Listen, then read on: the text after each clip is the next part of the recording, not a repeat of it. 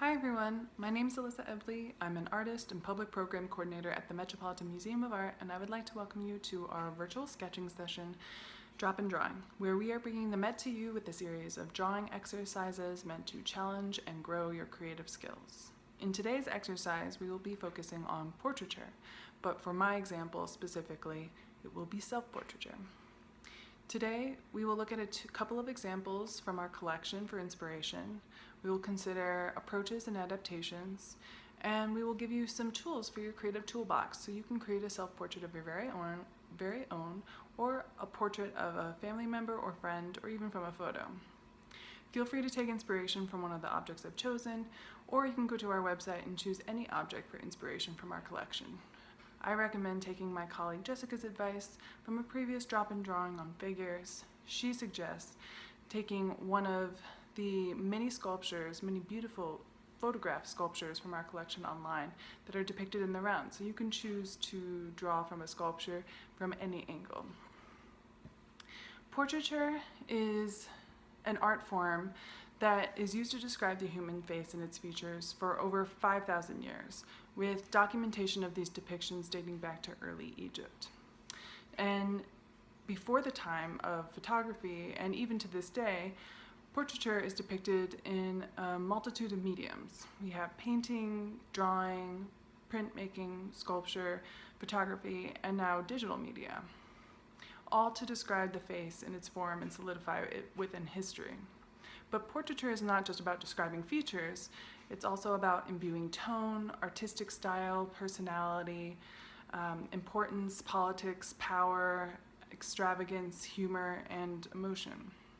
History's artists have provided us with funerary portraits to describe and depict loved ones, commemorative portraits to show the faces of accomplished individuals like poets, musicians, peers, philosophers, and even scientists. For today's session, we are going to focus on self-portraiture because what better tool do we have at our disposal at all times than ourselves? But this is just one facet of portraiture. Today I'm going to show you just a couple of examples of artists and how they use their medium to describe the inner and outer self. Umberto Boccioni is an artist known for being a member of the Italian Futurist movement. He experimented with cubism and mark making in this portrait, the artist's mother, drawn in 1911 on a sheet of paper sized roughly 26 inches by 21 inches. The drawing shows the artist's mother face forward. Her hair is loosely pulled up into a top bun, and she has a shawl or cloth draped around her shoulders, tucked loosely at the base of her neck. She seems to have a unique description of her eyes actually closed instead of open. The simple lines the artist uses with the pencil to delineate modest shadows and shapes of the mouth, nose, eye area, hair, and shoulders are very convincing. The background, on the other hand, is just vaguely described with a couple of pencil lines on the left-hand side of the portrait and the picture plane. He is also able, although roughly composed, to create some identifying features that suggest age and a life well lived. Some smile lines around the mouth. The jawline is loosely described with kind of a drooping jowl. And then in addition, some nice furrowed brow lines, kind of suggesting a life of inquisitive thoughts. And another addition is a little bit of color, just a pop, mostly a graphite drawing, to the apples of the cheek, suggesting a little bit more of life, especially with the eyes depicted as closed instead of open in this drawing. This drawing was also made by the artist shortly before World War I, which he actually took part in. So this could have been a commemorative portrait of the artist's mother and the artist together, or it could have been used just as a warm-up for a day's worth of work. But it's a nice example of how, even though roughly sketched, a portrait can be done quickly and still cover a lot of ground. Our next artist is Samuel Joseph Brown, a renowned artist and watercolorist from Pennsylvania who had the distinction of being the first Black artist to be hired for the Public Works Art Project. he depicts his self-portrait, created in 1941, in a very unique way. It's shaped about 20 inches by 15.5 inches and is a watercolor painting that actually depicts a unique portrait as a double self-portrait. On one half of the painting, he depicts his profile, the right-hand side, and the right-hand side portrait is actually looking onto the left-hand side, where another portrait is depicted as a face-forward reflection looking out into the viewer. He portrays himself wearing a collared shirt that's buttoned up to the top with a tie and a V-neck sweater. What's interesting is that on the right-hand side portrait, in his profile, he depicts himself this way, and the left-hand side, he adds a little nuance to his mirrored self with a little bit of a curl at each end of his collar. In addition, his gaze out into the viewer is fairly serious, but also thoughtful. He is able, as an artist, to depict a really beautiful, deep contrast and value spectrum with just a seemingly one shade of blue all the way using to white, which is the background of the paper. His features are depicted realistically and just very sensitively, although the background is mostly just geometric dark blue rectangle abstracted to imply what he might be looking to into the background in this mirrored reflection. So these are just two ways of creating portraits. You can really use your skills we learned today to create any kind of portrait. And your portrait doesn't need to be representational. It could be non-representational, abstract, or even using different materials such as collage or sculpture. The beauty of portraits are the direct connection of the artist's ideas, considerations, and thoughts to represent either the artist themselves or the people around them.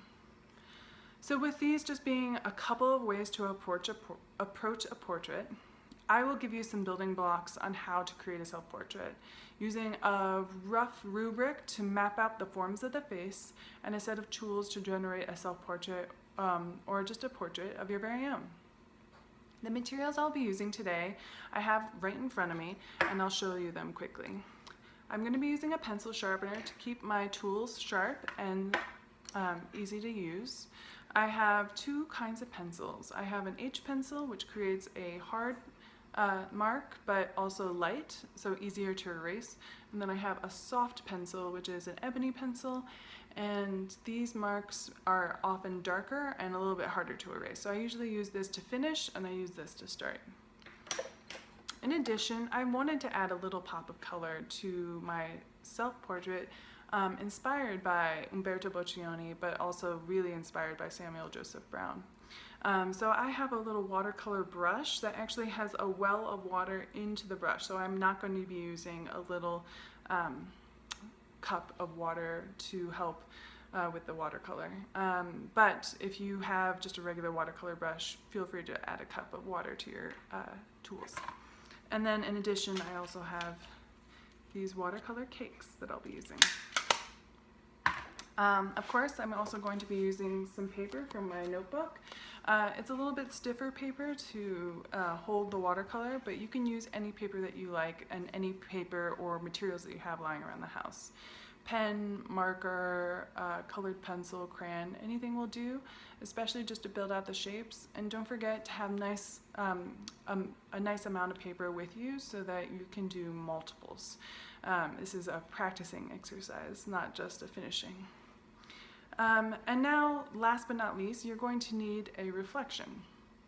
Your reflection can be a mirror easily, but if you don't have a mirror at your disposal, you can use other reflective materials.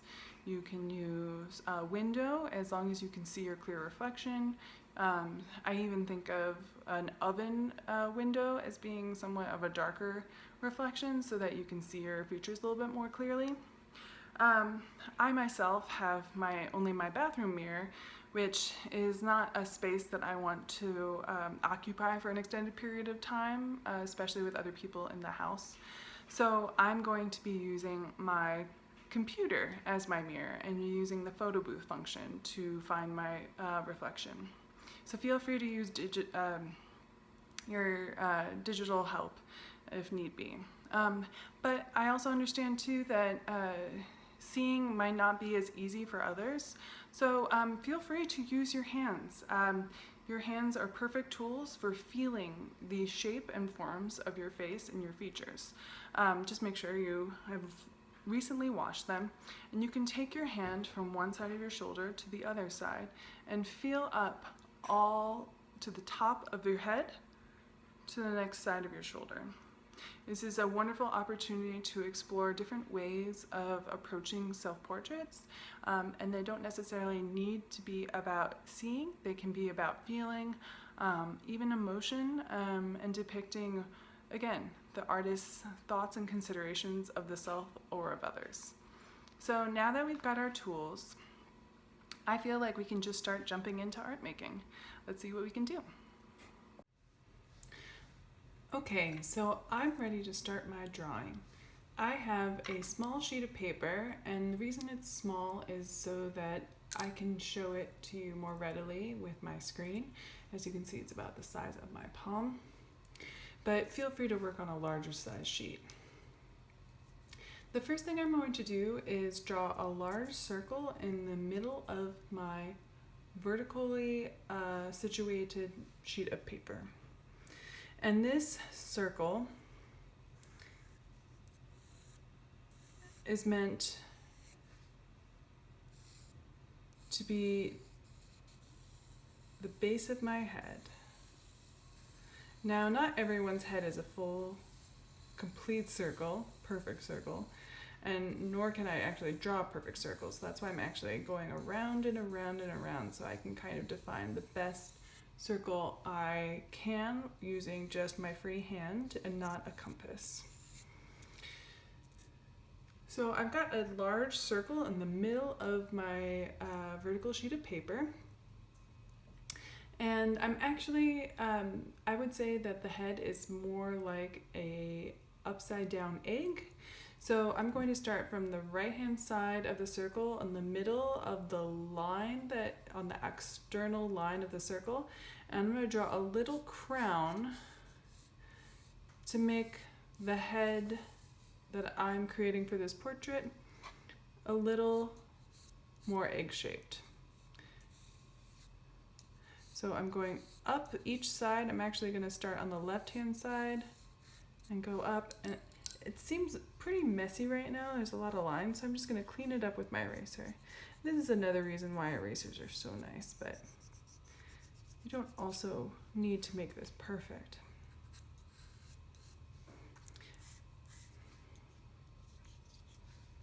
So now that I've got this crown, this is going to be kind of the top half of my head. I'm going to erase this inner line that was initially the top of my circle. And as you can see, I'm going from the larger details to the smaller ones. So this is great. I've now got my somewhat of an egg shape. And the second features that I want to depict are just the base of my neck and then go into the shoulders. So I'm going to start with putting my pencil down on the bottom half of the oval towards the right hand side and connecting that line with kind of a convex line that is meant to describe the outside of the right side of my neck. I'm going to let it fan out to what would possibly be the continuation into my shoulder. I'm going to do the same thing on the right hand side, or the left hand side. All right, so now I have my egg shape for the head, and I have my neck and shoulder base. I'm just going to clean up this line on the left hand side. Use my eraser accordingly.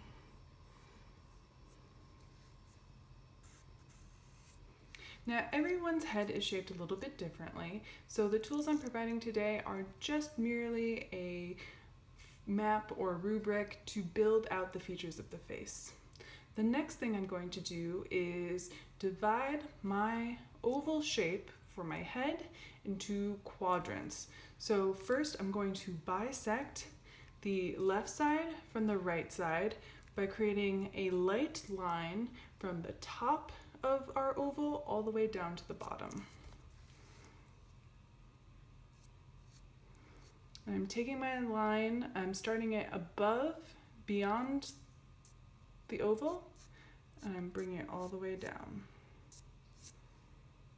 Again, this process of drawing a straight line would be greatly aided by a ruler or even a macaroni box, any sort of straight edge. But today I am freehanding it. So I've got my straight line down, and that bisects the left hand from the right hand side of the oval shape. And now what I want to do is I want to do the same thing by bisecting the top half to the bottom half of the oval shape. So a line straight through the middle from the right side to the left side. I am not doing this perfectly, and I am just eyeballing it. But do you see how this kind of light line is aided by the fact that I'm holding my pencil at the very base, not the tip? And that aids me with a little bit more control to create long, controlled lines. For details, I like to hold it a little bit closer so I can make sharp and very unique moves. So great, I have created these quadrants. So I have a left top quadrant, a right top quadrant, a bottom right quadrant, and a bottom left quadrant. Eventually, I'm going to erase these lines, but for now, I'm still going to leave them and use them so I can build out the shapes of my eyes, my nose, my mouth, and my ears. So where these two lines meet in the very middle of your oval, this is usually what I would say typically is the base, the top of your nose, right in between your eyes. Roughly, you can count on this shape being about the same size, or the width between your eyes being about the same size as your eyes, but everyone's different. So my eyes for this purpose are actually the same size as they are apart. So I'm going to create another circle in the middle. It almost kind of looks like a bullseye. But now I have that circle, and I'm going to draw another circle to the right of it. I'm going to make this one a little more oval. I'm going to draw another circle to the left of it, and I'm going to make it a little more oval. And these will be my eye sockets. I'm going to erase this middle circle because that was merely a guide to help me build out the shape of my eyes. So now I want to create where the base of my nose will be and my lips will be. So my nose, and again, everyone is unique and different, but you can usually roughly estimate that your nose is halfway between this middle line that bisects the top half and the bottom half of your oval, and the bottom of the oval where your chin, the base of your chin is. So right in the middle, I'm just going to formulate that line, and that is going to be the base of my nose. Sorry, my cat wants to draw too. And then I'm going to do another line from the base of my nose in between that and the bottom of my chin, about halfway, and that's going to be where my lips are pursed. So far I have a great setup to start my portrait. I've got my two circles for my eyes, I've got my base of my nose, and then I have the part between my lips. Now the last identifying feature I'm going to put as just a loose placeholder are the ears. Sometimes you can't see your ears depending on how your hair is laying when you're looking at yourself, but if you do, you can typically guarantee or estimate that your top of your ear is going to be right around the middle line, or at the top of the middle line that cuts between your oval, the top half and the bottom half. So on the right hand side, I'm going to just draw a little mark. That's going to be the top of my ear, and then you can roughly estimate that the bottom of your ear doesn't go any further than the base of your nose.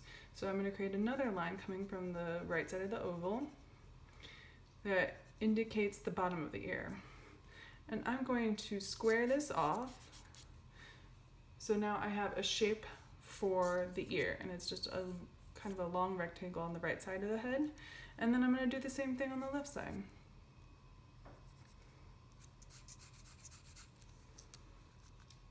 Alright, so now I have the placeholders for my eyes, my nose, my mouth, and my ears. And from here, I'm going to go into just a little bit further detail. I'm also going to erase some of these marks. It's always a little easier to erase them when the lines are soft. So you want to make sure that when you're creating these initial mapped out lines, that they are not made by pressing down too hard, otherwise it's going to be harder to erase them.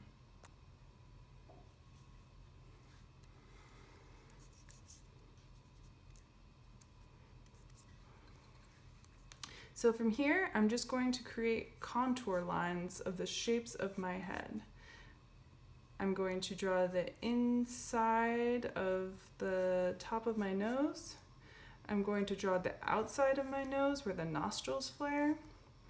The inside of my nostrils as a placeholder. You can typically count on your eyes being somewhat, again, of an oval shape, but every eye is shaped a little bit differently. My eye's kind of round, so I'm just going to make marks to show their roundness, almost like a teardrop.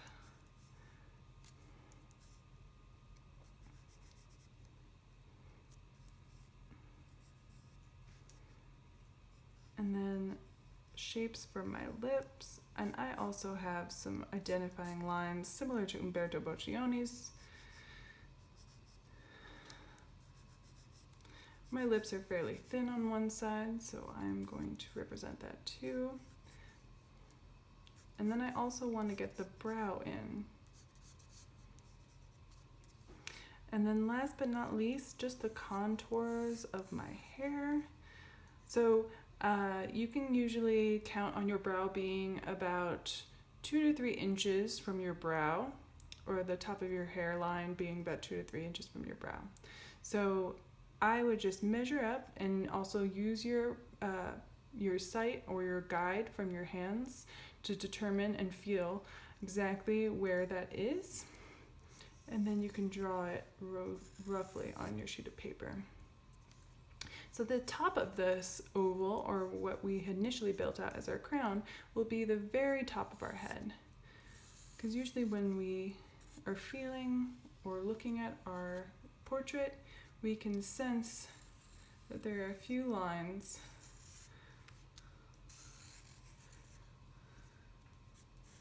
and my cheeks go in a little bit, so I'm going to represent that. My chin is a little bit indented, so I'm going to represent that.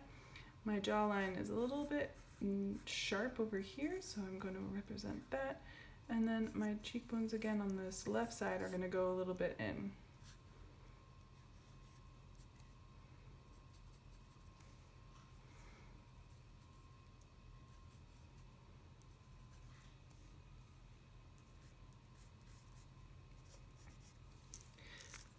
So here we have just a rough start of a self-portrait, and you can go even further than this, and I'll show you an example of that by adding some color. I was really inspired by Samuel Joseph Brown's beauty and color in his limited palette, so I wanted to express that with only 2 colors here. And I also wanted to just do some more identifying features in this drawing where you can see the little bit of shading that I put into the eyes, so my eyes are set back a little bit differently. In addition to having a little bit of a shadow underneath my lip where my chin is actually coming out. I wanted to thank you so much for joining us today, and if you have any questions or thoughts, feel free to message and comment below. We would also love to see your self-portraits, so feel free to create, continue to practice and share with us using the hashtag #MetSketch. Thanks again. I hope you join us for our next drop in drawing and enjoy your artistic adventures.